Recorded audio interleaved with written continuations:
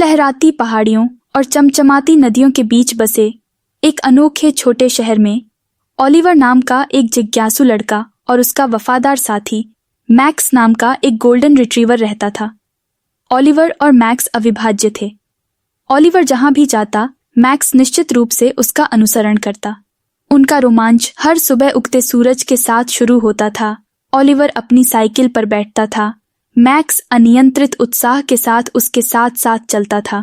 उन्होंने घास के मैदानों का पता लगाया, मनमोहक जंगलों में घूमे और नदी के किनारे दौड़ लगाई।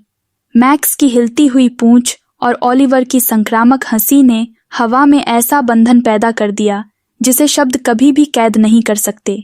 गर्मियों की एक दोपहर में अप्रत्याशित रूप से एक तूफानी बादल इकट्ठा हो गया, जिससे मूसलाधार बारिश होने लगी।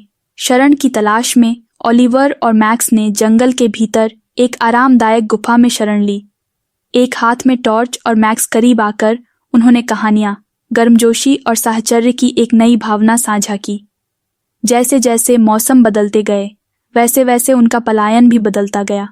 रंगीन शरद आरतू में वे पत्तों के ढेर में छलांग लगाते थे और पेड़ों को अपनी पोशाक उतारते हुए देखते थे। सर्दी स्नोबॉल लड़ाई और गर्म कोको के साझा कप लेकर आई। वसंत ने शहर को फूलों से रंग दिया और ओलिवर और मैक्स जंगली फूलों के खेतों में जुआ खेल रहे थे। उनका संबंध केवल आनंदमय दिनों तक ही सीमित नहीं था। मैक्स ओलिवर के मूड को समझ सकता था, उदास दोपहर में आराम प्रदान करता था, और जब ओलिवर को इसकी सबसे अधिक आवश्यकता होती थी तो वह खुशी का प्रतीक बन जाता था। और जैसे जैसे साल बीतते गए, उनका बंधन और गहरा होता गया। एक खट्टा मीठा दिन मैक्स के समय पर सूरज डूब गया। ओलिवर ने अपने प्यारे दोस्त को पकड़ लिया। उसकी आंखों में आंसू थे, लेकिन दिल में आभार था। मैक्स एक पालतू जानवर से कहीं अधिक था। वह ओलिवर का विश्वास पात्र, उसका साथी और उसका सबसे सच्चा दोस्त था। हालांकि मैक्स शारीरिक रूप से चला गया था, उसकी आत्मा ओलिवर के जीवन में बनी रही।